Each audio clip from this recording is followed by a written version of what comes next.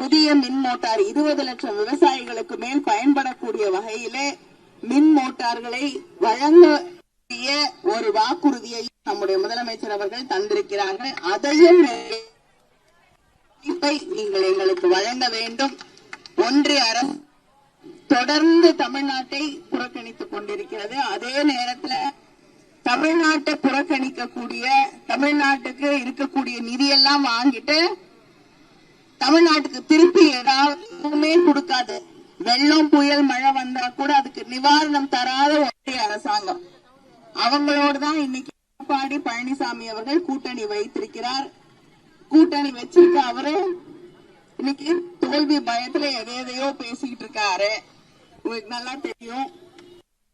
என்ன பிரச்சனை, ஒன்றிய அரசாங்கத்தால் எந்த பிரச்சனை நெருக்கடி வந்தாலும் இன்று தமிழ்நாட்டை ஒரு வளர்ந்த பொருளாதாரமாக மாற்றி இருக்கக்கூடிய முதலமைச்சர் நம்முடைய முதலமைச்சர் முத்துவேல் கருணாநிதி ஸ்டாலின் அவர்கள்.